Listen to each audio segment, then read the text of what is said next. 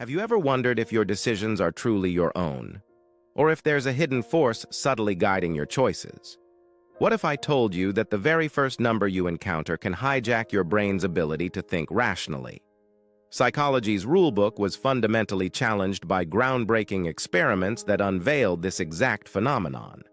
Take the University of Chicago's 1998 real estate anchoring study. Homebuyers, presented with arbitrarily inflated property values, astonishingly insisted those numbers represented a fair price, even when logic suggested otherwise. Or consider the 2015 dictator game anchoring twist, where participants, given a random starting offer for a negotiation, were unconsciously influenced, making far more generous offers than they ever intended. And Dr. Dan Ariely's Coke versus Pepsi experiment revealed that a 150 anchor for Coke could make people pay more for a cheaper identical drink just because it was labeled Pepsi. It's mind-blowing, but even random numbers from a phone book can hijack your brain's decision-making. But the really interesting part is coming up. You might be thinking, sure, this affects some people, but not me. I'm too smart for that. You thought you were immune? Think again. The unsettling truth about anchoring bias is that it doesn't discriminate based on intellect or experience. A revealing 2020 Harvard study demonstrated this perfectly, showing that even experienced doctors, when given a false anchor, like being told, "This is a rare disease," could misinterpret patient symptoms, even if that initial piece of information was completely irrelevant to the actual diagnosis. It's a powerful reminder that our cognitive biases are deeply ingrained. And then there's the fascinating reverse anchoring paradox. In some situations, people overcorrect for an anchor, swinging wildly to the opposite extreme, like overpaying for a car because they initially saw an unusually low, unrealistic offer. This isn't about stupidity. It's about your brain's default mode, especially when it's tired, stressed, or rushed.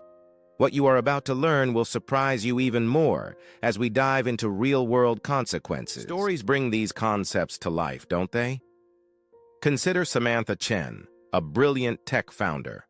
She anchored her innovative app's pricing to a competitor's 99-month fee, convinced that was the market standard. Her product, while excellent, struggled to gain traction.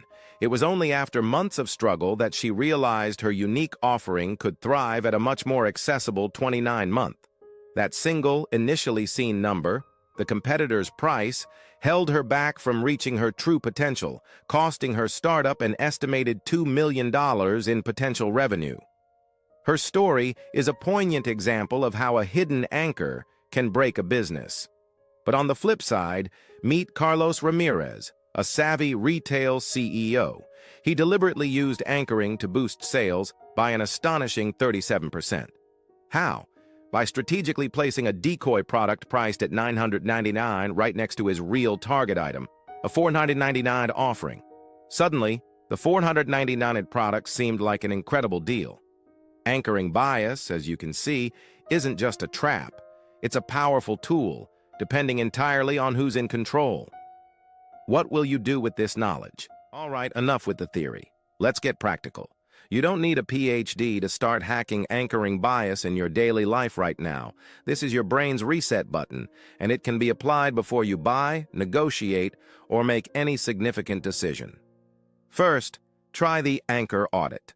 List 3 decisions you've made this week, big or small. Now, write down the very first number or piece of information you saw before acting. Challenge it.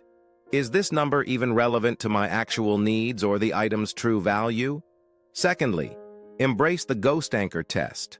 When you're shopping, mentally imagine the item has no price tag. What would you genuinely be willing to pay for it? Compare that internal estimate to the actual price. You might be surprised. Finally, for negotiations, try the role reverse negotiation with a friend. Practice deliberately using a false anchor, either high or low, to see how it subtly shifts their counter-offers and the overall outcome. You'll feel the power instantly. But now let's look at this from a completely different angle. Why is our brain so susceptible to this initial number? The answer lies deep within our biology and our shared past. Neuroscience reveals that anchoring isn't just a mental quirk. It activates both the dorsolateral prefrontal cortex, which is your logic center, and the amygdala, the part of your brain responsible for the fear of loss. This creates a powerful double bind in decision-making, where logic wrestles with an ancient primal instinct.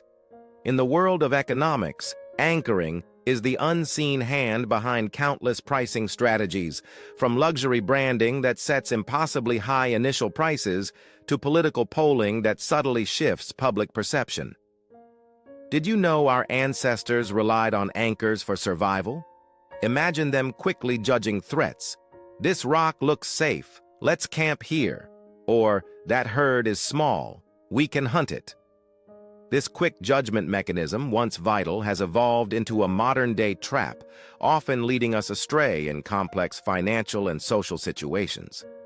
Understanding this deep evolutionary root helps us grasp why it's so pervasive. To truly grasp anchoring, sometimes we need to visualize it in a way that resonates. Think of your brain as a GPS that never updates its initial destination. Imagine you're driving, and your GPS starts with a wrong coordinate. Even as you see landmarks that contradict it, you keep driving, influenced by that first instruction, often ending up miles off course. That's anchoring. Or consider the first step dance. You're at a party, and the first step sets the rhythm for everyone. No matter how silly the music might get, or how much you want to change, you're still dancing to that initial beat. It's incredibly hard to break free once that first rhythm is established. Anchors are also like a loud echo in a vast, empty room. You hear it once, a distinct sound, but your brain keeps repeating that echo, making it feel more real, more valid, even if the original source was misleading or irrelevant. These metaphors help us solidify this powerful concept in our minds, making it easier to spot and counteract. But wait. There is more. Let's be honest, you've probably watched dozens, maybe even hundreds of videos on psychology or self-improvement.